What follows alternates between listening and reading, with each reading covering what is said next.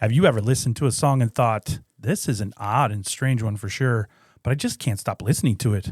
Well, in the 1980s, there were lots of songs on the radio that seemed to do that very thing, with some even becoming all-time classics.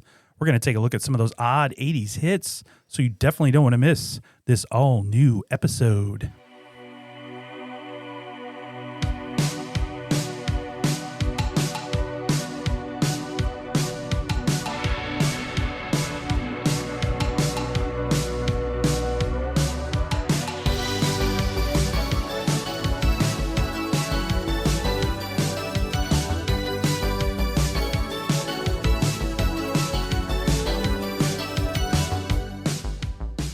Hello and welcome to Totally 80s and 90s Recall. On this podcast, we take a look at everything the memorable decades of the 80s and 90s had to offer, from music and movies to television and pop culture.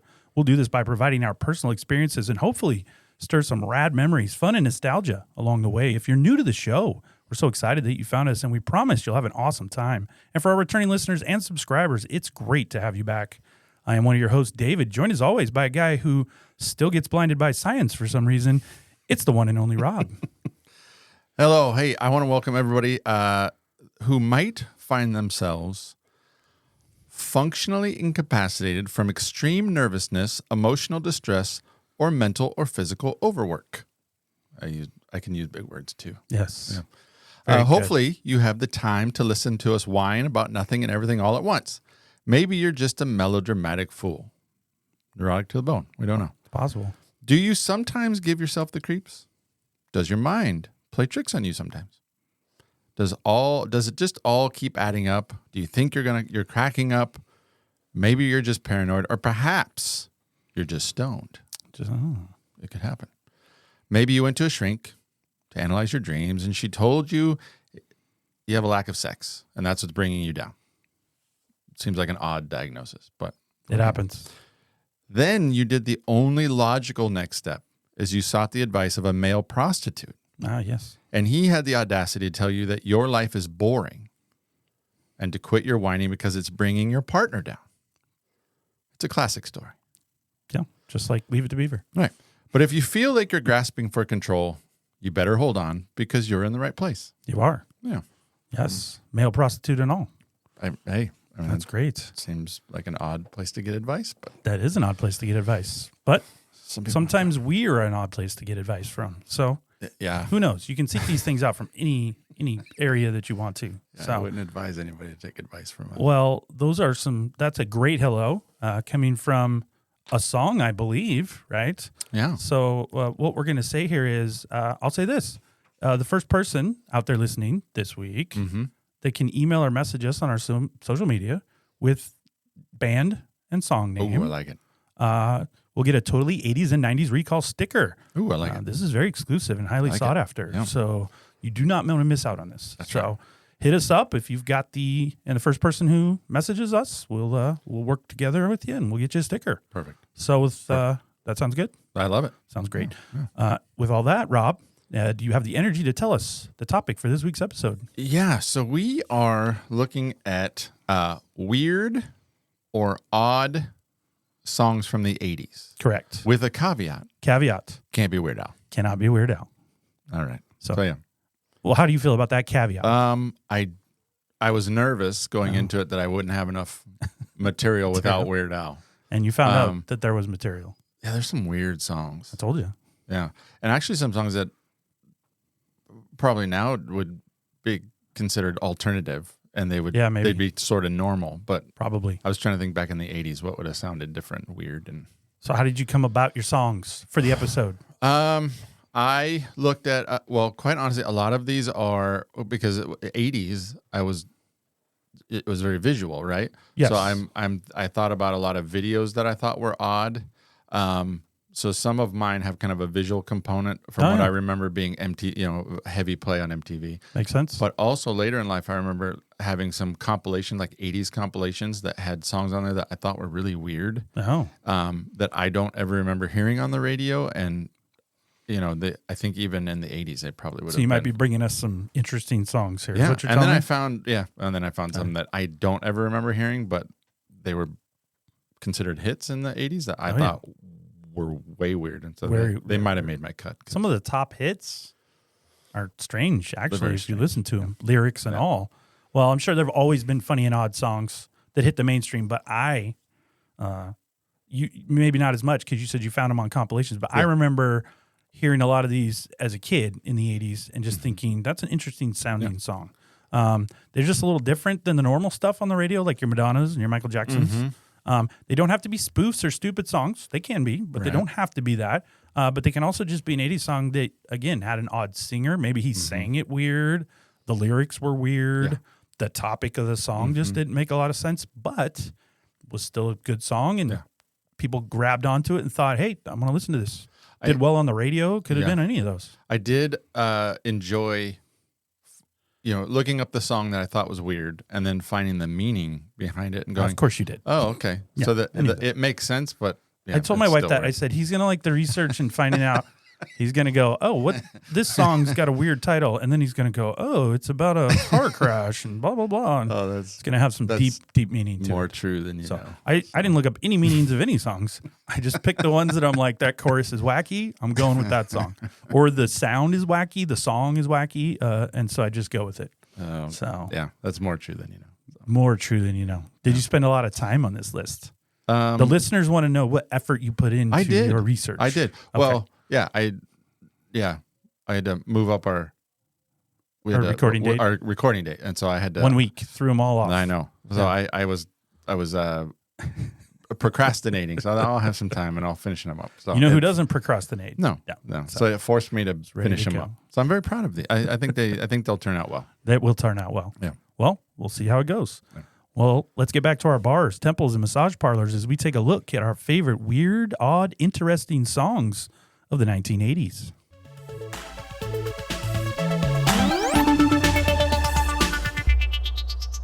Now, before revealing our songs, I realize we've given the topic that they're interesting and odd, but I want to preface that most of my songs, at least, are all-time 80s greats, and I listened to all of them, but to me, they definitely had an interesting or odd theme, sound, or lyrics, as we've said. So before you yell out in your car or on the treadmill, I love that song, it's not weird, we completely understand, and in no way are we undervaluing these tracks. In fact, if we picked a song that is in no way weird, odd, or if you think we left one out, message us, let us know, and we'll correct ourselves on a future episode. No, that's a good disclaimer. Yeah, because somebody's going to hear these and go, what are you talking about? Yeah, that's a great song. I love that song. Yeah. It was my prom song. Yeah. Yeah, it'd be great. So. Well, I don't think any of mine are going to be prom songs, but okay. Well, as I look over at you, Rob, you're always dressed real neat from your hats to your feet. So let's go pole to pole and hear that number 10 if we want to. Okay. My number 10. Yes. This Yes. is Turning Japanese by The Vapors. The Vapors. It's a good thing. Yeah. How many crossovers do you think we'll have on this one?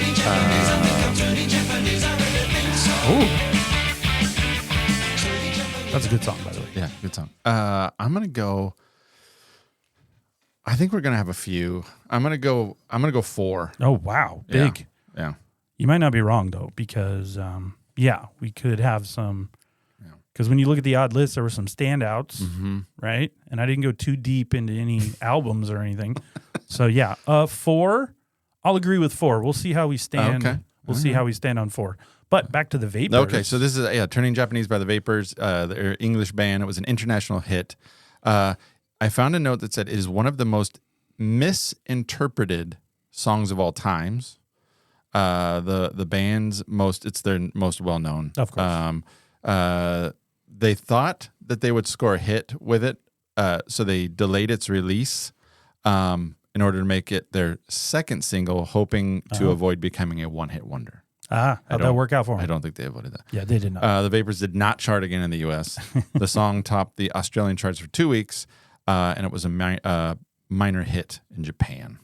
A minor hit in Japan. Yeah. Turning Japanese. Called Turning Japanese. Did you know? So, songwriter David Fenton said, "Turning Japanese is all the cliches about angst and youth and turning into something you didn't expect." Correct. Okay. So then he talks about it's about a guy pining over a photograph of his ex-girlfriend, blah, blah, blah. But then I found a bunch of articles that talked about turning Japanese was believed to be euphemistically referred to masturbation, That is correct. i.e. the act of causing the man to squint and therefore resemble a Japanese person's eyes. Yes. That is this theory that I've always heard. Referencing, I probably shouldn't even say this slang. But I'm you not will. Gonna say it. Okay. I'm not going to double down this time. Double down. That's what we're here for. No, it's a British slang that I don't think I should even say. And the act of turning, referring to the process. Yeah, but the song's author Fenton denies that claim. I know. I've seen a lot of things that they say they don't care what he says. And he wrote the song. So maybe we'll go with his version. But it was always misinterpreted as, about pleasuring one's self. So, which could be considered or not considered offensive if you're taking that stance. Well, and I wouldn't have thought that. And then... Really? You never... you hadn't heard that before? I had never heard that I've phrase. heard that lots of times. So, But yeah, the British slang phrase they use is like, I could totally see that. In fact, if you go on the internet, there's, you have the... you could Google that, and then these songs come up. You got She Bop. Oh, yeah. You've got this. Yeah. There's multiples where they interpret it. I touch myself. Yeah, never heard of that. I've never heard of that. It always gets lumped in. But now I can't not hear it. I hear the song and go, oh. But it's a good song. Yeah. So, hard to follow up that. Number 10. So despite my band's weird and possibly disturbing name, my number 10 song rocks because it is She Drives Me Crazy by the Fine Young Cannibals. Oh. They weird. Well, I don't know. The weird for me is the singer's tone and his delivery. A lot of people don't sing like that. See, like right here. He goes,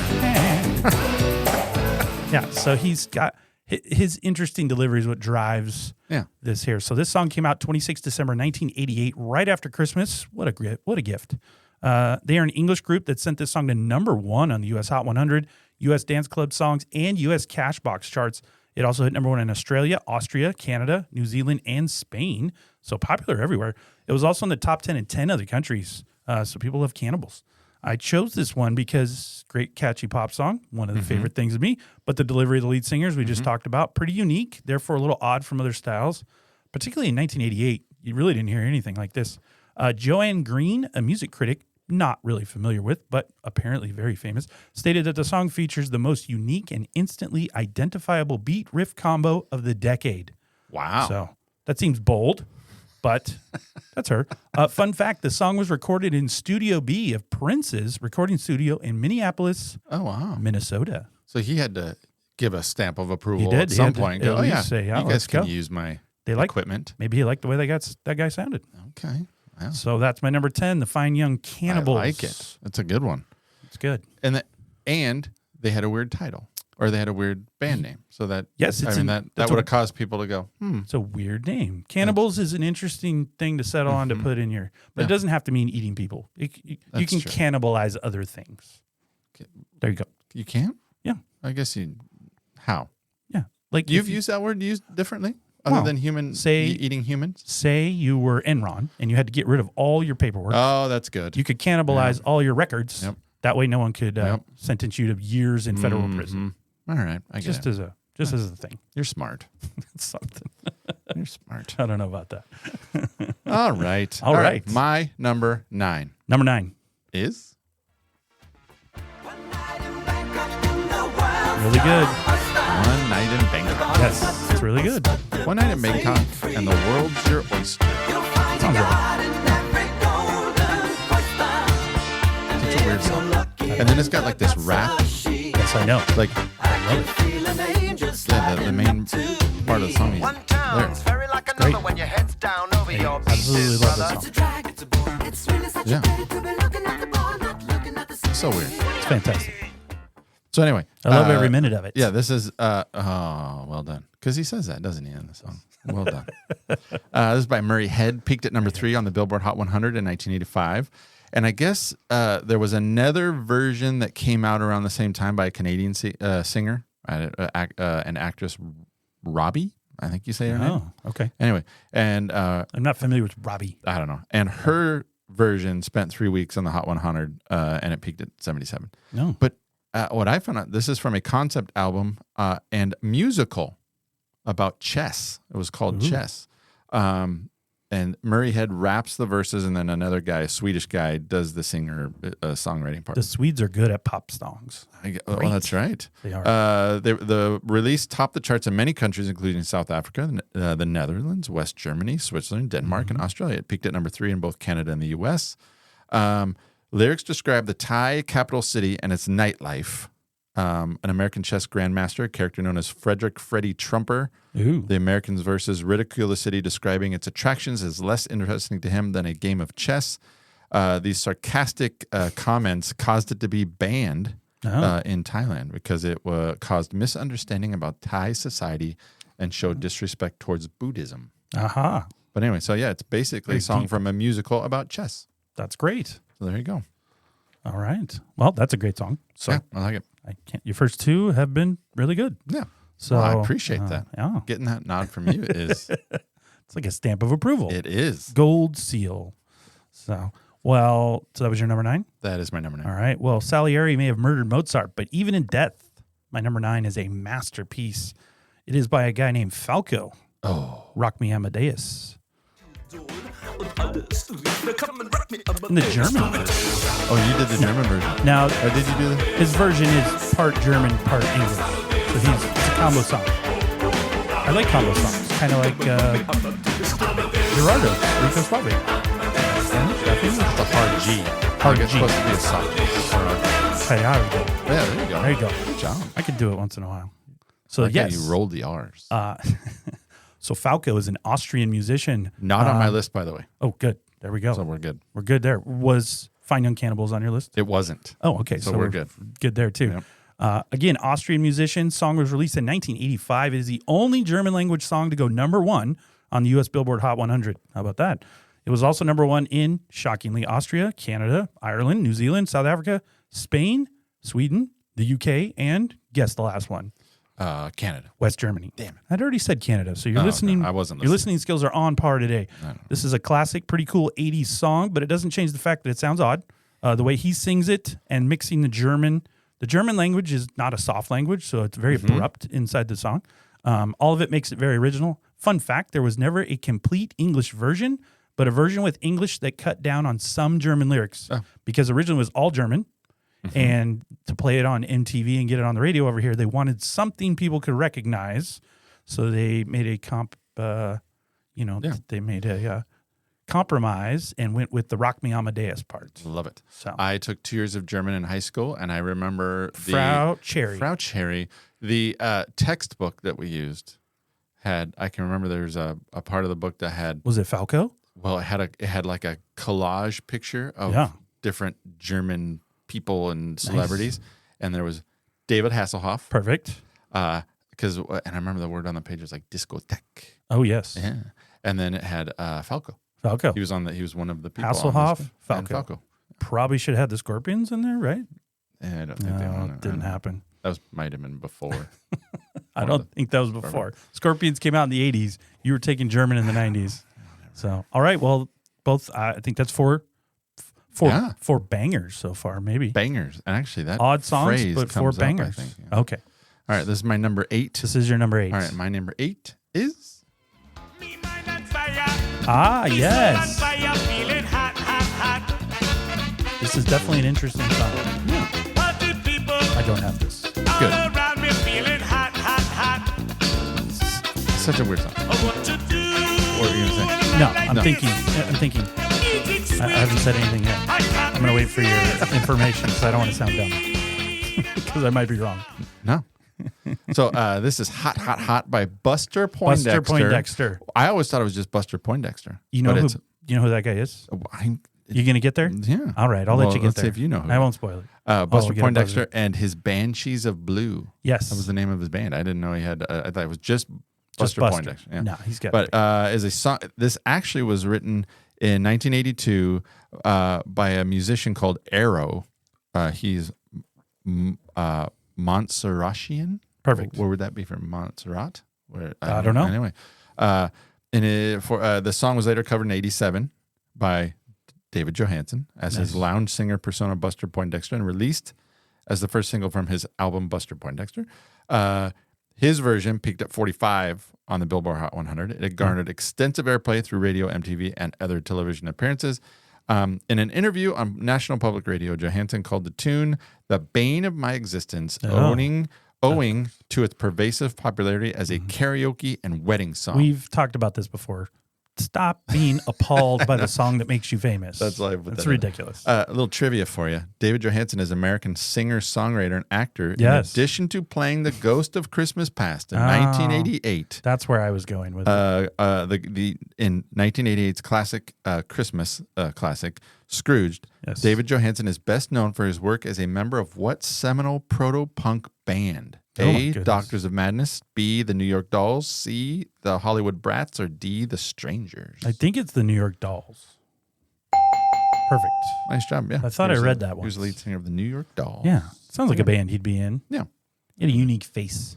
Yeah. So I thought that was just an odd song because I think the That's odd. 80s had a lot of these like character Yeah. songs, like people that took on a persona or they were somebody else, That is true. or actors trying to be Oh, actors loved. performers, you know. Yes, so, they anyway. did. And so I thought that was Oh, kind of nice. fit. Well, good one. Not one I have either. Hey. So Maybe we won't I hit couldn't before. listen to that song a lot, but I understand it. So, Yeah, no. well, gratuitous school reference here because I know how much you love that. Grab your beakers. Don't forget your goggles because my number 8 song can be hazardous. It is, of course, She Blinded Me with Science by Thomas Dolby. Also not on my list. It's a good one. And strange for sure. I mean, what kind of topic for this song is this in the beginning? Was this in the movies? What movie? I don't think so. I don't Or know Weird that Science? movie. It's not. I don't remember it in Weird They Science. weren't? No? I'll have to double check. I know Weird Science pretty well. I don't remember that song in there, but I will double check on that. So they're not connected? I don't think so. Okay. I think maybe I just always assumed that they were connected. Well, here's another song that has a wacky video. You were talking about videos earlier. This definitely has an interesting video. So if you haven't seen it, as I always advise, hit up the old YouTube and check it out because there's some stuff going on in there. This was released in October 82 and would eventually hit number 5 on the Billboard Hot 100 in the U.S., go to number 1 in Canada and number 7 in New Zealand. The song features voiceovers from a British scientist, and it ranked number 13 on VH1's Greatest One-Hit Wonders of the 1980s. Odd for me, the voiceover shouts about science, which, again, I don't even know why it's the topic of the song, and I'm not even sure why blinding someone with silence, why is that even an analogy for love? I'm not sure how those tie together. Or is it just a song about science? You're an educator. Maybe it's just about science. And when you talk about the blinded me, maybe they weren't wearing their protective equipment, and the reaction in the potions causes the. Remember on Saved by the Bell when he made the zit cream? That was in science. No one got blinded. I very clearly remember that. No one got blinded, but they got cream burned. Yeah, how does one blind one with science? I guess if you're Neil deGrasse Tyson. Women love that guy. He blinds them all the time. He's the smartest man on earth. So she was smart. Sure. She blinded him with her. She blinded me with science. With her brain. I guess just her makeup and everything, like the way she's projecting herself scientifically just captured this person. I don't know. It doesn't make sense to me. But it's a weird song. I know. Yeah. Welcome to the 80s. Welcome to the 80s. We can be blinded by science. Just make up random things and that's right. We have a hit. Have a hit. Thomas Dolby. All right. There you go. That's a good one. Not on my list. Nope. All right. My number 7 is a song. Or are we on 7? We are. Okay. My number 7. I'm just gonna play because I want to know. Always. Yes, this is the Pasti Duchy. I think I've heard this like a wedding. It was on The Wedding Singer. It was in that movie. Yeah. I heard it in the 80s. I mean, it's very clear what that song's about. What is it about? Maybe it's not clear. No, I want to know. I want to see if Well, I'll hear your instructions first. I'm sure you'll cover that. You're very extensive with your research. All right, so this is 1982. right. British-Jamaican band Musical Youth Nice. is the name of the band. Reached number 1 on the UK singles chart and at least 5 other countries. In February of 1983, it reached number 10 over here in the US. It sold over 5 million copies. The track combined 2 songs, of which one was Pass the Coochie. Yes. Ooh. by a group called Mighty Diamonds, Gotcha. which deals with the recreational use of cannabis, coochie being a slang for cannabis pipe. For the cover version, the song's title was censored to pass the doochie. The doochie, yes. The new word being a French term for a Dutch oven or a type of cooking pot. No. All obvious drug references were removed from the lyrics. For example, instead of the original, how does it feel when you get no herb? Nice. The cover version refers to food instead. Oh. The song was commissioned by the record company to turn Pass the Coochie into a radio-friendly hit. For a wider audience, Pass the Doochie remains their only hit. Did you say wider or whiter? I said wider. Wide. I want no My part bad. of that. Yeah. Well, So- that's why I was clarifying. Little trivia for you. In 2022, the song experienced a resurgence of popularity, you said on The Wedding Singer, and re-entered a number of international charts after the song was featured in what popular Netflix series? Ooh, we'll go with Stranger Things. There you go. Nice job. Anything 80s related in the last few years, Stranger Things brought back to life. And actually, People when this love it. song, my son and I were driving over for a Seahawks game the other night, and That was last night. last night, Yes. and the song, I was playing this list to listen to it on my way over, and the song came on. And he goes, "Oh, this is on Stranger Things." No. So Yeah, he knows. He knew. Got it memorized. Yep. I've not.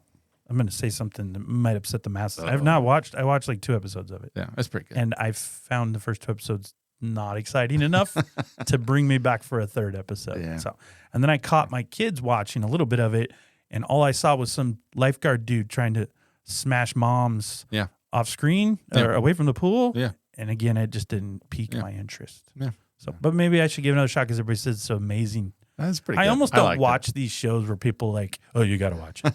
Like they'll corner you at work. Oh, you haven't seen? Oh my God, you haven't seen Stranger Things? You got to watch. That's my MO.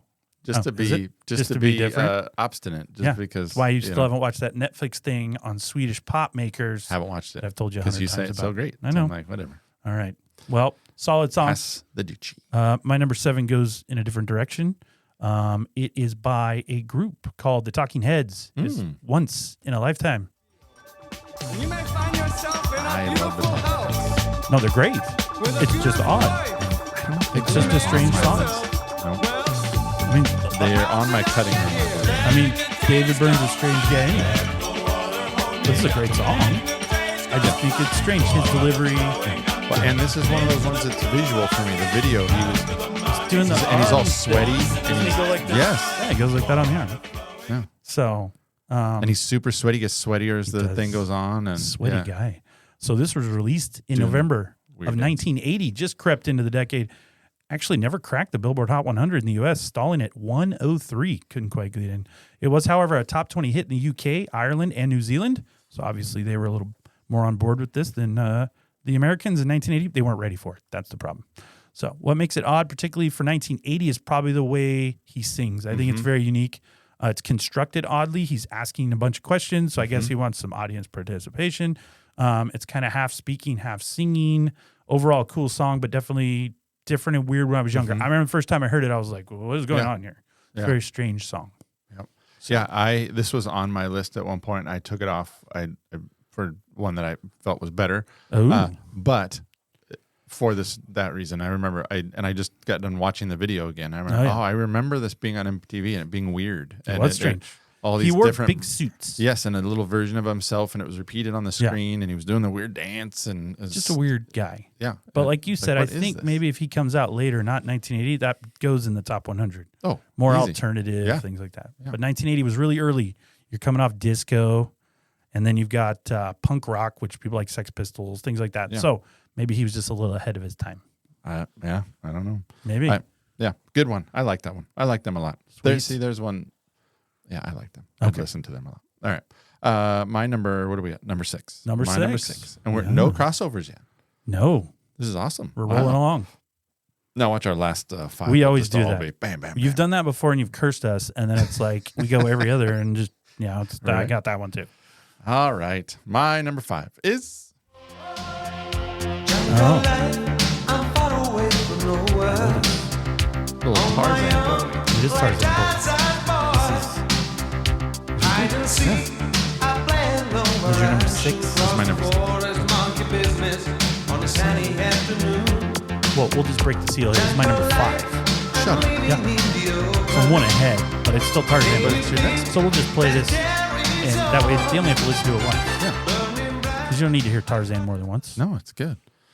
So this is Tarzan Boy by a group called Baltimora. Baltimora. I believe I'm saying that correctly. Yes. It was an Italian music project from Milan, and they were active from 84 to 87. It was released in 85. It was, let's see, often considered a one-hit wonder. Yeah, it was an international hit, had success in the United States with the single remaining on the Billboard Hot 100 for 6 months and ultimately peaking at number 13. Let's see, the lead singer, Jimmy McShane, I read. Ooh. He'd come out as gay. He came out of his family at a very young age, and the family had a hard time accepting that he was gay. Jimmy moved from Ireland to London to study acting, and to many, this song, Tarzan Boy, is about coming out as gay and the difficulty at the time of finding other people in the urban jungles of the world. Well, I did not have any of that. So that's very Your interesting. explanation is so much more in depth than mine. And then sadly, he was diagnosed with AIDS in 1994. Oh. And he died in 95. Here's at the what age of 37. Here's what I wrote. Now that I sound like a moron, and you had all that great facts, I put the song uses the Tarzan cry, talks about jungle life, playing hide and seek, and a lot of things referencing monkey business. Yes. So nonsense lyrics. That's what I put. And I did read. I read But that. now you've said it's an analogy Yeah. and possibly ties to something else. To me, I just thought somebody watched or read the book and was like, sounds like a good song. Let's do that.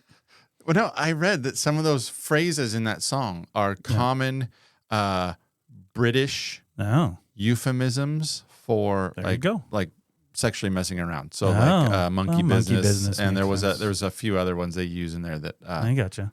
and then once you listen to it, I guess I could say that, but I just thought it was a they're silly song. British slangs, I guess. So I just thought it was a silly song. yeah. So a little trivia for you. In addition to being featured in the movie Teenage Mutant Ninja Turtles 3, Oh, great one. Beverly Hills Ninja, Oh, and yeah. Stranger Things. Funny, we Stranger just got Things. talking about that. Always. Tarzan Boy was re-released in 1993 after it was featured in a commercial for what common oral hygiene product? A, Colgate toothpaste. B, Crest dental whitening strips. C, Listerine mouthwash. Or D, Oral-B electric toothbrush. I'll go with Listerine. Oh, my goodness. Nice job. Threw You're that on fire. Threw that dart. in The dark. commercial featured the jungle chorus of the song under an animated bottle of Listerine swinging from vines. This time it hit number 51 in the U.S. Oh, nice. Yeah. Did you have, I didn't hear it, but you may have said it. It went to number 1 in Belgium, Finland. I didn't list any of I just said it was an international hit. Okay. So, yeah. The Netherlands and Spain. And guess where else it was number 1? France. I was going to say Canada. You know how hard was it always is gonna say Canada. to go number 1 in France? Getting in the top 50 in France as an American pop song is fantastic. They're So very doing great. Very finicky listeners. strict on what they listen to. So that was my number 5, your number 6. Yes. So then my number 6, we're going 2 for 2 here on crossovers, because this was your number 10, and I put we're going to take a little trip across the Pacific Ocean, because just like you did earlier, I'm going to turn Japanese. I got your picture. Dang it. I got your Yeah, picture. I mean, I'd like $1 million of it your seemed like an obvious one when I was looking at the list anyway, but to take a picture so I can look at you from inside as well. catchy little pop song. Look at that part. I want to have a doctor take a picture of you so I can look at you. Look at your insides as well, or look at you from the inside. I don't I remember. guess it's something like that. Yeah. No. So, Did you ever song went number 1 in Australia. I don't think you said that. Everything else you had about whether it's about pleasuring oneself or not, I had. I did see a quote that in 2023, it's not always well received as it was in the 1980s. I can't imagine why. And Yeah. somebody doesn't like it, right? Sure. White guys singing about turning Japanese. They Well- probably misinterpreted it or something. I don't know. See, that's what it said. Often the most misinterpreted songs. Yeah. They do some crazy, fun, weird dancing in the video, if that helps you. I didn't watch the video. Oh. I just listened to this. Good research. Hey. I watched the video for all these songs so that I had some reference to I them. did not. But now that I know what that's about, Yeah. I don't know why people would be offended. Yeah. But So that was my 6. wow. Okay. Your so we got a 6 was crossover. Tarzan. Okay. So that means you get to do your number 5 and your number 4 because I've already done my number 5 Okay. because we both had Tarzan Boy Okay. at 6 and 5. Yeah, I think we're So- going to start hitting some crossovers here. So, Yep. So here's your number 5. my number 5 is Wow. I wanna be a cowboy. Interesting. I don't have this anyway. You don't have this? Nope, no crossover here. I want to be a cow. I want to Oh, be I a know. cowboy. I know what it is. My boys don't cry. Interesting one. This feels like the song Buffalo Bill would listen to in Silence of the Lambs while he was like getting dressed in Yeah. his Oh, lady absolutely. suit. Yeah. Putting his makeup on. Not the song. Or when Officer Starling going in the house all dark. This could be blaring. This could be blaring. Oh yeah. Perfect. This is a good, psychological torture song. It's got a Buffalo Bill song. Oh yeah, so weird. So weird. Yeah, I don't know. It's interesting. Yeah, so this is British pop rock group Boys Don't Cry. It was released in 1985. It was the band's only hit. Peaked at number 12 on the U.S. Billboard Hot 100. It stayed Trend, by the way, in the 80s, and with a lot of these bands we're hitting here. What's that? Oh yeah, one The hit. trend is where it's just this is what you It get. was too weird. Yep. It stayed on the Hot 100 for a total of 19 weeks. The lead singer, he spent Saturday night watching Clint Eastwood cowboy films, such as For a Few Dollars More, and the band had reserved the studio for the next day. So then he had this saying, "I want to be a cowboy and you can be my cowgirl." It was stuck in his head. So they had to sing it. So they wrote the entire song that Sunday in about an hour, recorded it, and spent 3 hours mixing it. Best songs are written in an hour. He said the song was meant to be a joke and to make people laugh, but also thought it would make a great dance track, and that turned out to be true. Video jockey Martha Quinn from MTV told Richards that the channel hated the video as it wasn't rock and roll. Nope. But since it had become a top 40 hit by that point, they had to air the video. Had to play it. I found a comment, I think it might have been on YouTube for the video. I was watching the video. I did watch the video of this. No, There you go. finally. It said, wander back with me, children, to a time when all one needed was a beat and nothing else in order to make a hit and get on the radio. I give you the 80s. So, Oh. yeah. A little trivia for the song was an airplay hit around Oklahoma City, where what Big 12 college is located? A, Oklahoma State University, the University of Oklahoma, East Central University, or Cameron University. What was the question? The song was an airplay hit Yes. around Oklahoma City, Yeah. where what Big 12 college is located? Oklahoma State. There you go. Yeah. All right. Because Oklahoma's in Norman. And the Oklahoma State University football team is So named for- the Cowboys. For our friends of the show on Generation Rewind, Sean and Eric from Oklahoma. See, I knew where I knew where the universities were. So there you actually guys knew go. the town, Norman? Norman, that's where the You actually University knew of the town? Oklahoma's Look at. at you. Yeah. I ate in the Jason's Deli in Norman, Oklahoma when we drove from Texas to Idaho. You're a cultured man. Yeah, Jason's Deli makes you very cultured. Wow. You Those know all kinds of from things. those from Texas and the East regions, they know about the Jason's Deli. So it does make you very cultured. They have big baked potatoes. Wow. In case you know. By the way, just referencing back to the song you were talking about, I care for Martha Quinn a great deal. So that's a good reference. I like that. Yeah, that's a name I hadn't heard for a long time. She was nice. Back Think in about the those 80s. MTV She was jockeys where they went. Probably my favorite VJ. Kurt Loader. Loader. He was news, not a VJ. Oh, he was the news guy. Yeah. Yeah. And he was already 73 when MTV started. I know, so he's got to be he like just kept on 109 going. now or something. Yeah. Anyway. So, well, like I said, you get to go back to back because I already did my I number do? 5. Wow. So you got to do your number 4. I got to do some. Oh my gosh, I've got you all Here we over go. the place. So my next one is, let me deal it up here. The number 4. This is my number 4. It is your number 4. Oh, nice. This is weird again, right? This is also my number 4. So You're lying. I'm looking at my list right in front of me. Is Your this number by- 4 is my number 4 says Mexican Radio by Wall of Voodoo. Does that check out? Yeah, Wall of Voodoo. That's awesome. It's something. We do. So that means we said 4 at the beginning. So we've had Tarzan Boy, Mexican radio. Turning Japanese, and Mexican Radio. Ooh, So it's 3. I think we're gonna pass it. We're hanging on by a thread. There's too many good ones left. Well, I'll give my Yeah, go for stats it, and I'll this see if time there's anything. first because anything you say is going to make mine sound silly. Well, that's not because true. you like grab an encyclopedia or at least go online now to an encyclopedia because I don't know anybody that would actually look at an encyclopedia. But so I've got, and you can fact check me here. I've got released in September of 1982, Mm-hmm. only reached number 58 on the U.S. Billboard Hot 100. Song was inspired by car trips where the lead singer and guitarist would Yes. listen to Mexican radio stations. Mm-hmm. One of the lyrics is, "I wish I was in Tijuana eating barbecued iguana." So that's, but he spent a lot of time writing that one. Little sample of what the song's all about, in case you're curious. The song has gotten a new life on TikTok as they use the "I'm on a Mexican Radio" remix to show like a transition or something funny. So My son said that. Yeah, Also on the it's trip on- to the Seahawks game, the song came on and he it goes, comes "Oh, on they use this TikTok. on TikTok." quite a bit. It became a trend for a while where you and they actually took in a remix that was like some a house beat or something like that. So it changes up the lyrics. But I did read somewhere that some people stopped using it as a trend or a transition because either the lead singer or one of the band members had some issues or some legal troubles later that was disturbing or something like that. Okay. So, anyway, I didn't research all that. No, that's really good. Everything that you said is what I said, but it's been described as, here's some descriptions. It says, a mildly warped tune with irresistibly catchy melody lines, intriguingly quirky single. It's a pretty unconventional pop song, but it's extremely catchy. Such a wonderfully weird song and one of the most compelling, memorable songs, sing-alongs ever. It is definitely weird. Yeah. It is a weird song. It's considered a one-hit wonder. We talked about that. Yeah, of course. Oh, you'll be proud of this. Yes. Frontman Stan Ridgway has said, quote, "The one-hit wonder status of Mexican radio is not something to be ashamed of." Absolutely not. There you go. Obviously, it's not all the band was about, and it's possibly the light from it blinded some people from hearing other things the band did. Did it blind them from science? But it exposed a lot of people to our music who probably wouldn't have heard it, and Those maybe came out. because of it.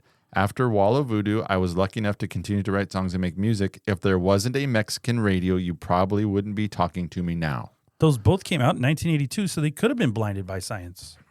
See? Blinded by science. Poor Wall of Voodoo. Let's see, trivia. The band's lyrics have been described as a cinematic narrative heavily influenced by Westerns, including what subgenre of Western films produced in Europe that emerged in the mid-1960s in the wake of Sergio Leone's filmmaking style and international box office success with films like A Fistful of Dollars for a Few Dollars More and Spaghetti Western. Good job. The term spaghetti Western was used by foreign critics because most of these Westerns were produced and directed by Italians. I know stuff too. All right. I told you, you're a Spaghetti cultured Western. man. Something. Yeah, look at that. So we both had the same number, 4. Oh, wow. Woo. Now you got number 3. Let's see if we can do it again. Really? Yeah. Maybe our list just matched. Do you want me to do my number 3? Yeah, you're up. All right, my number 3. Here we go. Trying to find my. We just matched the rest of the way out. right, Here's the wouldn't rest that of be the songs. funny? They're all the same. Okay. In Vietnam, he I was do 19. not have it. We did not cross over. Oh, okay, good. Very synthesizer heavy song. There's a song called 19 by Paul Hardcastle. Continued today, 25 miles northwest of Saigon.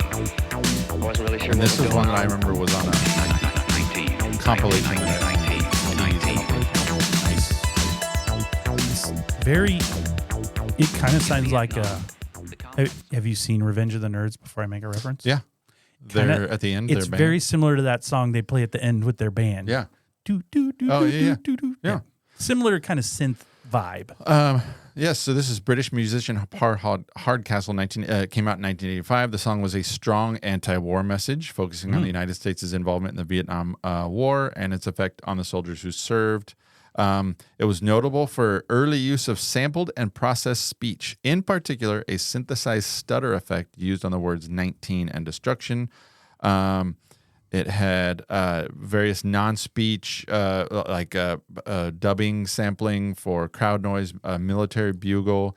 It won. It was on number 73 on VH1's 100 Greatest One-Hit Wonders. Oh, wow. It received an award in the UK. It's called the Ivor Novello Award for the best-selling single of 1985 in the UK. Wow. Although the song hardly reached number 15, Hardcastle has been quoted as saying it outsold everybody else for 3 weeks solid. It only reached number 15 because back then the chart was based on airplay as well as sales, so it didn't get a lot of airplay. The title is based on the age of the soldier. American combat soldier in the war, the average age was 19. That's since been disputed. It's probably closer to 23.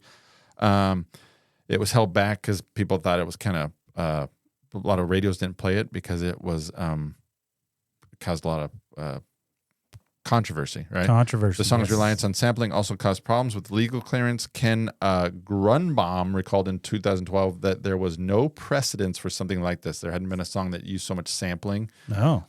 Which leads me into my trivia here. Oh my goodness. 19 features sampled narration voiced by Peter Thomas, an American announcer and narrator of television programs with a career spanning more than 70 years, including shows such as Nova and What television documentary program that reveals how forensic science is used to solve violent crimes, mysterious accidents, and outbreaks of illness. Was it Nova, CSI Miami, Cold Case Files, or Forensic Files?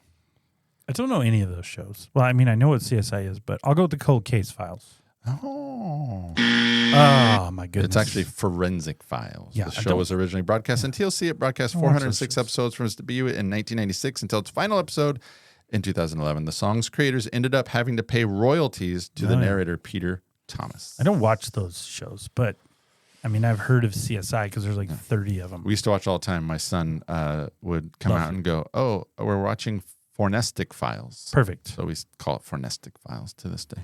It's about the same. It doesn't matter. So, Anyway, well, good one. My number 3 is not the same as that. nice. Not Is a it a crossover crossover here. though? It is not. Oh, It is a song that has not been played. I'm not saying we'll cross over later, but it is one you have not played yet, Okay. or if you don't have, it is Our House by Madness. what? I think it's that. Yeah, I couldn't hit the play button. Mother's tired, she needs a rest. The kids are playing downstairs. Sister's sighing in her sleep. Do you not do- know this? I do know the song, but I'm Brother's trying got to tonight to like. keep, you can't hang I'd be around. curious to know why it was weird. Our house They're singing about their house. I remember the video being weird. Yeah, the video's weird. The song is weird. What are we singing about here? as a crowd. Look on your He starts talking about what his mom's doing, his sister's doing. Singing Literally, about he our walked house. around the house and wrote a song. I mean, and that's basically the video. it's Him walking strange. around the house. So, well, interesting lyrics. I've always thought they literally, as I just said, singing about their house in the middle of the street. Like, and then when they were interviewed, they said, "Yeah, it's about our house." Like, there's no analogy. There's nothing bigger meaning. No deeper meaning. It's just about their house. Released 12 November 1982. A lot of these songs released early 80s, by the way. Go to number 7 on the U.S. Billboard Hot 100, number 1 in Sweden and Canada, top 10 in 5 other countries. I like this lyric. The kids are playing up downstairs. Grammatically wrong, but I still like it. I'm not even sure. Maybe that's an English way of saying something, but I don't know what playing up downstairs means. So I think I always sung it that way, but I assumed I was singing it wrong. you were singing it absolutely correctly. Oh wow! So the kids are playing up downstairs. Playing, they're not, and it's not picking. They're not picking up downstairs. Nope. Playing up downstairs. So I don't know if it's a play on words. I don't know exactly what's going on. Maybe there is a deeper meaning. I couldn't find it anywhere. I looked. I did some good internet research on this. I was out on the Reddit. I was everywhere, and I just Couldn't got find that the lead singer was like, "Yeah, it's about my house when I was a kid in the street." So Yeah, there were a couple of songs on here that I Googled. I was on different. I could not. Yeah. Couldn't find anything. so our house. All right. All right. We're at number 2. We are at number 2. Wow. Okay. My number 2. My number 2. Wow. Twice on the list. We have cannibals. Something about cannibals. Something. I will honestly tell you, until this moment of my life, I have never heard this song. And it's hard for me not to have heard an 80s song. It's incredible. No idea. You bring out the animal. I can't bring much to the table on this one. I've Cannibals. just never heard it. What can you do? Very weird anyway. It definitely meets the criteria. So this is another one that I remember was on a compilation of 80s songs, and I just remember I've never heard that before in my life. Was that on the radio? Well, I just don't remember hearing it. It peaked at number 66. Oh, So it had it some went somewhere. It had some movement. Yeah. It's by a group called, and I'm going to butcher the name. I probably should have researched like how to it. say it, but it's Toto Coelho. That's absolutely right. It was renamed Total Coelho in the okay. U.S. It was a 1980s British new wave group, originally formed in 1981. This song came out in 82, early 80s. There you go. That Told kinda ya. sticks with it. A lot of these songs. Peaked at number 66 in April of 83. The lyrics are not actually about actual cannibalism. Go figure. Oh, shocking. In fact, the song is a metaphor for consumerism and materialism in modern society. The band was inspired by the book Culture and Society by Raymond Williams. The book talks about how consumer culture turns people into commodities and they begin to consume each other. This is what the song is really about, and it's a commentary on the society we I live in. told you cannibalism didn't have to be about eating people. I told you that earlier. So, a little trivia for you. Toto Coelho, the Toto. group's name is Latin. Ooh. Of the name Toto Coelho, group member Sheen Doran said it has a number of meanings such as A, fate, B, stability, C, completeness, or D, discovery. I don't know any Latin, so I can't see. I don't know. Look at that. Look at you. Again, dart in the dark. What's going to happen here? The group's name is Latin and means by the whole extent of the heavens or heaven-wide, but is commonly translated as completely, entirely, or utterly. Of the group's name, Sheen Doran said it has a number of meanings, heart and soul, root and branch, and totally different. It seemed to describe what we were, plus it's strange sounding and hard to pronounce, so it sticks in your mind. The group was renamed Total Coelho in the United States to avoid confusion with the American rock group Toto. Perfect. There you go. Yeah, you don't want to infringe on Toto. They're too good. All right. So, well, my number 2 Or number 2. is our 4th crossover. So we've hit our number. It's a fantastic song. You just had it dangerously too low. And that is Murray Head with One Night in Bangkok. No ordinary venue. I love this song. Or the Philippines. Or Hastings. And I love the thing keeps randomly rambling off. One night in Bangkok in the world's your oyster. Thanks for the definitely strange. But I do like the synthesizer. You'll find a god in every golden oyster. And if you're lucky, then the god's a she. Something. All right. If you're lucky, the god's a she? Maybe. No. I'm going to guess that's a misheard lyric. We'll Okay. check that later. 'Cause I I don't know. I don't know. I just, So, well, I don't know that I have more to say about it than you do. You said when it was released, I've got hit number 3 in the U.S. Billboard Hot 100. I think you said that, right? I got number 1 in Australia, Belgium, Canada, Finland, the Netherlands, South Africa, Spain, Switzerland, West Germany. So, number 1 in a lot of countries. 7 other countries, it was a top 10 hit. So, all I'll leave with here is my favorite lyric, because I like to examine the lyrics. This is my favorite lyric because it's silly, but it's funny, and the way he delivers it is awesome. It says, "I get my kicks above the waistline, sunshine." So I like that one. And great band name, Murray Head. I don't know what it means. Murray Head. I don't even know why he landed on that. I'd love to be in that creative process again. I guess. To be like, let's do that. But get my kicks above the waistline, sunshine. I like that one. It's a good way to end it. So that's your number 2. 2. So we we've have 4 gotten crossover in the top. 4 crossovers in our top 9 Okay. picks, and we still got 4 more songs to go. All right. So that takes us 10 through 2. Okay. So before we reveal our number 1s, Rob, what do you want to do? Let's go to The cut line. It's very violent. It always, Gets me every but time. it's perfect. As we put our list together, we always talk about this. We often find it, look, it's tough. We like a lot of songs, so we pick 10 songs, and there's always a few we want to keep on the list as well. So for this segment, we're going to identify 2 of those songs that fell just outside the top 10, and we will also identify an honorable mention. This is a song we either didn't hear the first time around, or we maybe heard it, forgot about it, and then we listened to it later as we've gotten older and wiser, and we find it to be a great song or a song that we really like much more now. And maybe we didn't appreciate it enough in its time. True. And you could say that about a bunch of these songs. Oh, absolutely. Some of them I appreciated just fine, but some of these you can say that about. So, but Rob, give us your first cut. All right. My first cut is a very popular one, but it is. Ooh, I like popular songs. Ah, yes. I was almost shocked this wasn't in the top 10. Yeah. I thought for sure you'd have it. I kicked it around on my list Did a you? couple times. Not on your list. No way. Okay. Didn't have it. Correct and real. I will be honest that Give the master slip. it is a weird song. And Yeah. I had it on there because it's strange, but I almost felt guaranteed you would have it. Yeah. So I was trying to avoid us doubling there. I will say that is a problem that I'm starting to run. Well, I think it's good. It creates a Well, no, look, because I do create my list going. I do the same thing. I don't do it going, all the time. Dave's going to pick that song. I don't do it all the time. I assumed some of these turning Japanese others Yeah. were going to land, Yeah. and we were probably going to have them the same. But I also think it shows where we were thinking. Yeah. We're 2 years apart, so sometimes there's a canyon of difference on some of the songs. because I play songs and I watch your scowl. You don't have the affinity for Chicago and things that I do, and I don't have the affinity for some of the late 90s R&B artists and bluesy type stuff that you do. Yeah. So, but in these areas, sometimes we cross over and it shows maybe we were kind of listening to the same things. Yeah. So I don't think it hurts. All right. And with all that, why don't you give us a rundown on old Devo? Oh, here. Devo. Okay, so this is American rock band Devo. Considered a new wave and synth pop song. The apparently nonsensical lyrics have a common theme revolving around the ability to deal with one's problems by whipping it. Yeah, might as well. When things happen, you got to whip it. I don't know if that's your best answer, but okay. I don't know. It was could not get expected arrested. to be a hit. It peaked at... Would you be arrested if I just walk around whipping people in public? I don't know. Might you get gotta me in whip trouble. it. You gotta whip it. Yeah. It peaked at number 14. The song remains their only song to chart within the top 40 on the Billboard Hot 100.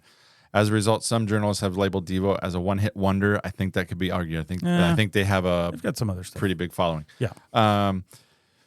The lead singer believes the song sold well because some people assume the lyrics were about masturbation and sadomasochism. That is correct. The music video featured members of the band whipping clothing from a woman on a dude ranch. I like dude ranches. The video became popular on the fledgling television channel MTV. It has been described as a cornerstone of the development of new wave music in the early 1980s, a defining anthem of the new wave's rise. There's been nothing quite like it in the top 40 before or since. One person said, it's hard to find anyone between the ages of 30 and 50 who does not have a vivid recollection of Whip It, the kind of unusual track that made listeners want to bop their heads and break into a herky-jerky dance. Herky-jerky. Devo members have never tried to distance themselves from Whip It. They play it live They to this day. shouldn't. Yeah. A member of the band, I really like this quote. A member of the band has said, I'm glad it was Whip It because it was certainly twisted and original. It came from a pure, creative, open collaboration, and that's, to me, when all the best stuff comes. I really like that. I'm going Always. to keep that quote in the creative process. I like it. Keep it. A little trivia for you. Following the success of Whip It, Devo joined what popular 80s music group as the face of the emergent American New Wave music movement? Was it Oingo Boingo, Talking Heads, the B-52s, or Information Society? Information Society. Up to this point, it's actually the B-52s. Up to Weird. this point in the music history, the majority of new wave music in the early 1980s was being produced in the UK. In the So, UK. Second the British wave. B-52s and Devo were kind of Nice. leading the charge here in the US. Lead that charge. Good one. Your first cut. Didn't have it. My first cut Yeah. comes from a band called After the Fire. What? It is Der Kommissar.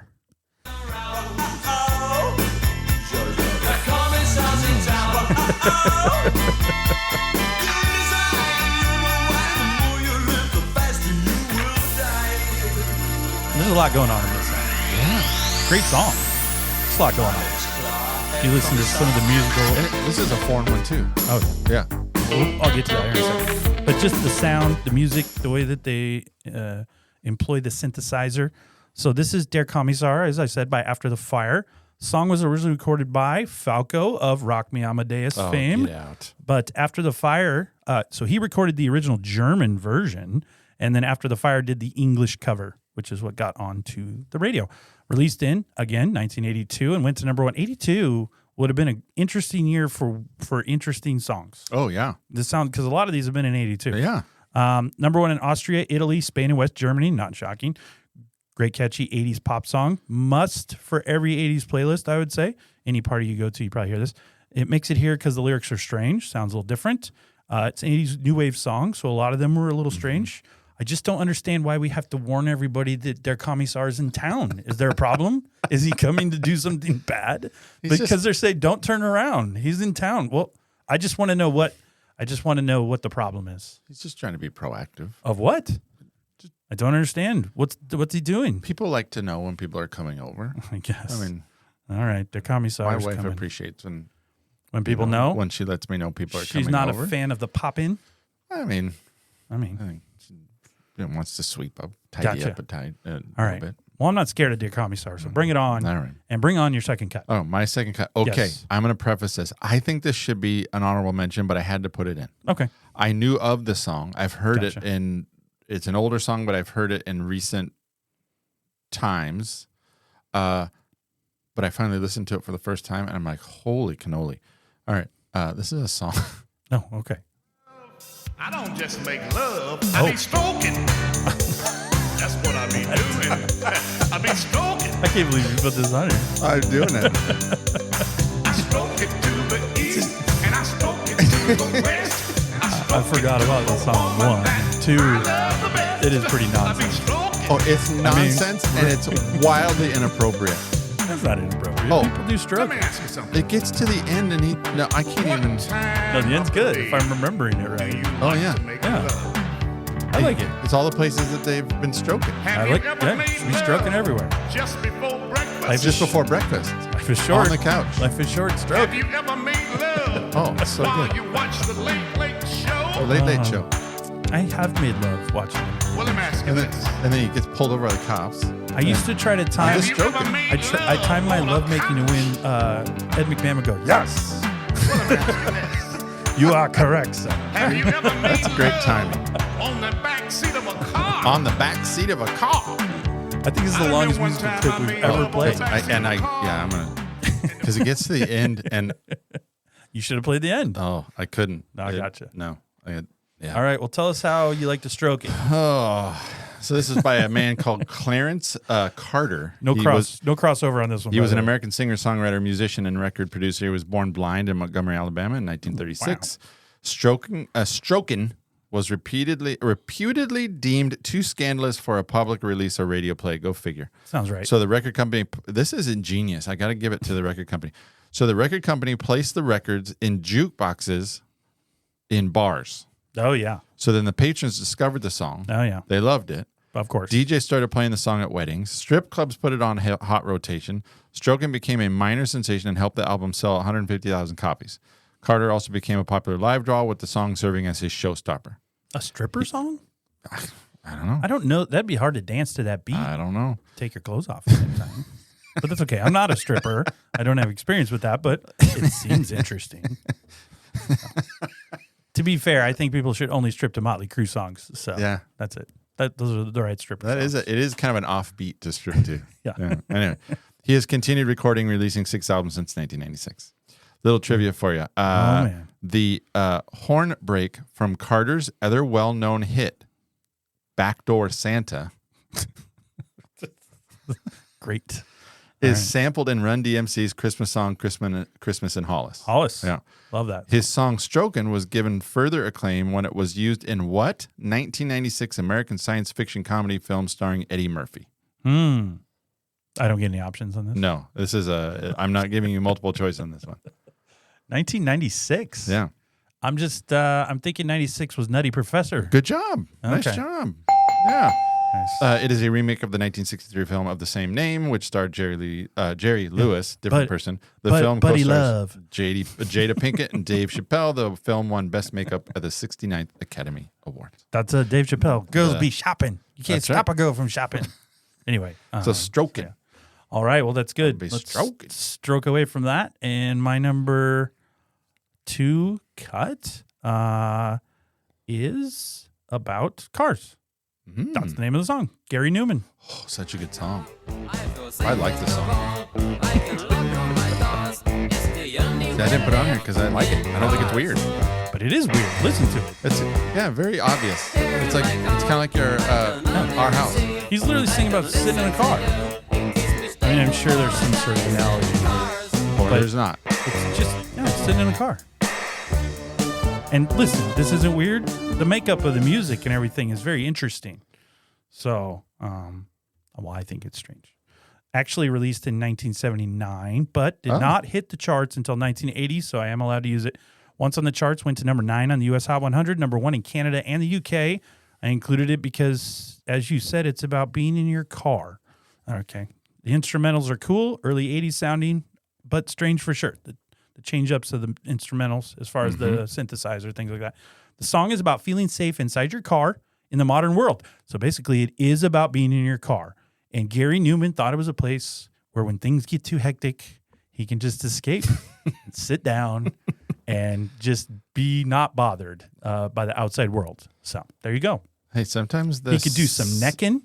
He could write a letter. You could do some stroking. He could stroke it east and west. Yeah. Stroke it in the front seat, stroke it in the back seat. On the back seat. He could get in the trunk if he's getting right. froggy. Hey, So whatever. you can do anything in your car. And I'm sure Gary did. Right. So, no crossover again. We're All almost right. there. Okay. So take us to your honorable mention. We'll see Honorable if we can mention. keep us clean. You're going to like this honorable mention. I hope so. Don't build it up like that. I And think then it's I go, one. "Bleh." It's in one of your faves. I Oh, think. okay. Here we go. Is it weird? See, Great. I knew you were going to It's say not that. weird at all. Why is it weird? There's nothing weird about it. It's great. It's Rick James. It's Eddie Murphy. Everything. It's a great song. I played a song at a wedding. At my wedding. You I played would- it at your wedding? No, I would have. Oh. The wife said no. Absolutely would not sign up. Why? Not bad. But she likes it. When you renew your vows. It's interesting you play this. This I'll is wait, not on I'll your wait till you're done. No, it's not on Okay. Because I don't think it's weird.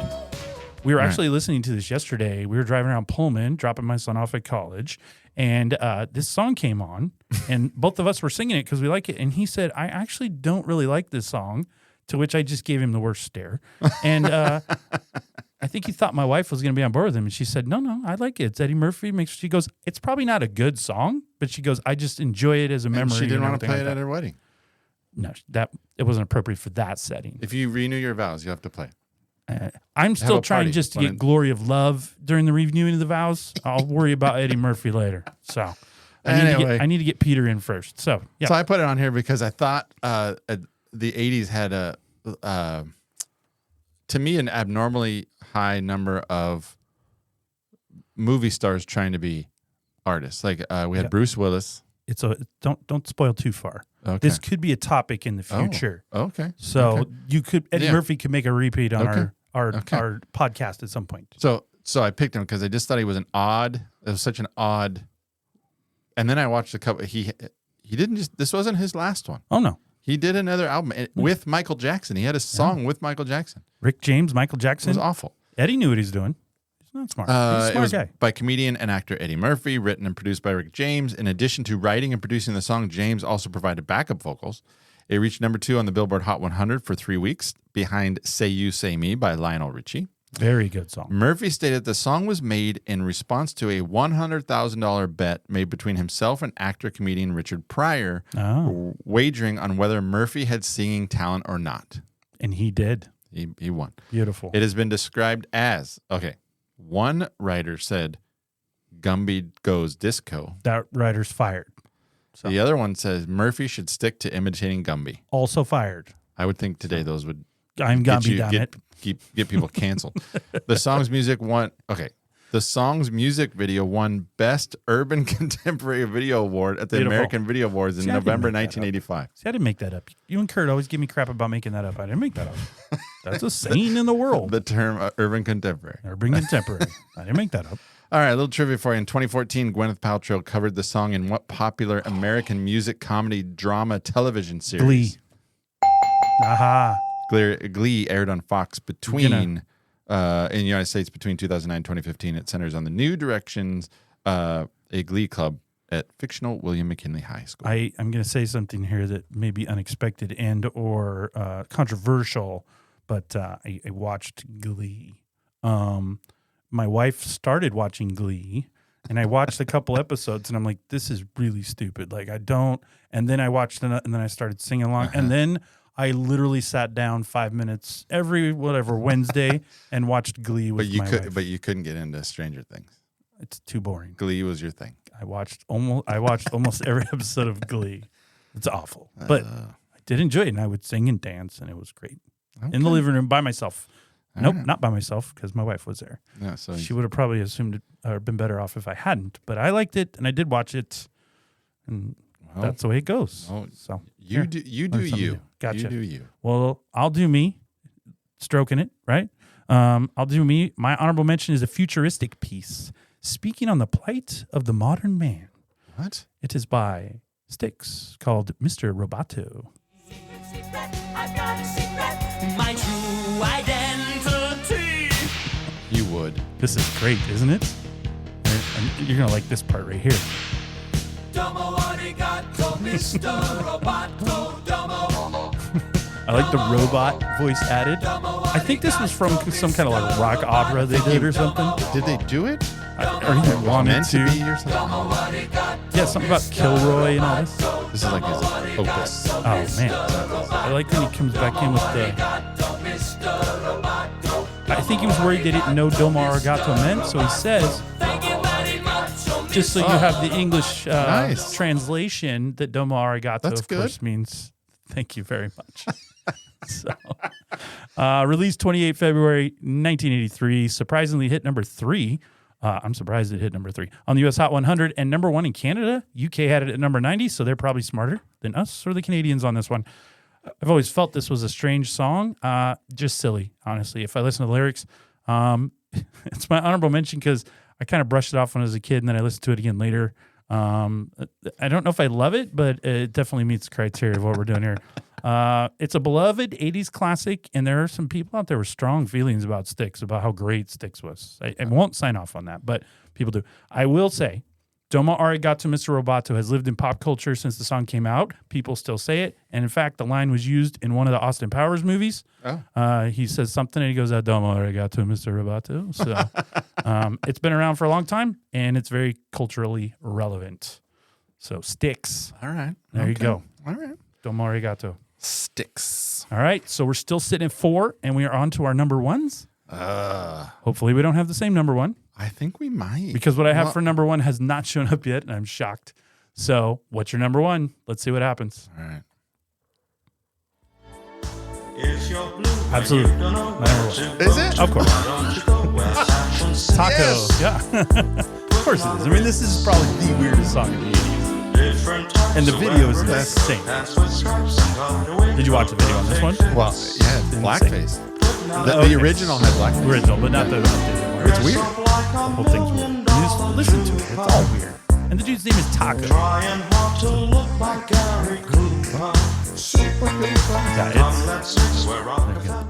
Yeah, so Well, weird. since we both have this number 1, I'll lead it That's- off. All right, go for it. Recorded by the Indonesian Dutch artist Taco. This is, I just said, is one of the weirdest songs of the 80s. You want some fun? Go watch YouTube. Probably the best tap dancing in a song in the 80s. There is a whole section of tap dancing in the middle of this song. Fun song that's actually a cover of an Irving Berlin tune. This version was released in 1982 and did very well. Number 4 on the U.S. Billboard Hot 100, number 1 in Canada, Sweden, Finland, and you know it, New Zealand. They love it. Definitely an odd feel to this song, and he's got a weird name. Who's called Taco? I don't know. The video shows him looking a little crazy and scary, if I'm being honest. His teeth are way too white, and they're way too big, and they don't fit his head. But this is a classic 80s song, probably on every 80s list, but a little bananas for sure, I think. So No, see, I had all the same things. The thing that I found strange is that, yes, it was written by Irving Berlin. yes. It was written in 1927 and then published in 1929. So the fact that we had an 80s song using a 1920 song, I just thought that was weird. It's crazy. There was the tap dancing scene that was it paid homage to Fred Astaire. Yep. It was a company. Oh, the original video had blackface. The alternative version eliminates many shots of blackface. It does. The single was a global hit. You said that. It was reached number 4. I think you said that. The song's performance made Irving Berlin, then 95, the oldest living songwriter to have one of his compositions enter the top 10. It was certified gold. That's great. It was his only hit. A little trivia for you. A version of this song was featured in what 1974 Mel Brooks movie where Gene Wilder does a song and dance act to this song with a monster. Frankenstein. Nice job. I actually had that written down too. I just hadn't read it yet. Peter Boyle does a Super duper. There you go. That takes us Wow. up. So we did cross at 5. So we were one off of our list there, or our guess. So we were definitely thinking on the same lines, but we were way off in other areas. Oh, yeah. So we did have some other songs that were just way off in the woods. You had a couple, especially the Stroke It song. So. But anyway, a couple other ones I noticed, I thought about, just didn't make any list. Nightmare on My Street, DJ Jazzy Jeff and the Fresh that's a good Prince, a song literally about Freddy Krueger. Walk Like an Egyptian is actually a very interesting song if you listen and watch it. Theme song from Howard the Duck by Dolby's Cube featuring Cherry Bomb. And Oh Yeah, Yellow, Yellow, and the Oh Yeah from That's the famous Ferris Bueller. Oh Yeah. Bow, bow. You had Rock Me Amadeus. I had did. that. Some naughty. So Me So Horny came out. In I the don't think 80s. that's odd. But I think for the time though, I All almost included just because of Okay. the controversial nature All of right. the song at the I didn't time. think it was odd, but yeah. Bruce Willis had a song in there. That's just bad. That's not odd either. Blinded with My Science, you had that. Oh, yeah. I was shocked that you did not have the Safety Dance. I don't think it's odd. I just think it's more of a new wave pop song. I know the lyrics are interesting, but compared to the other ones I have, I didn't think it was more odd than those songs.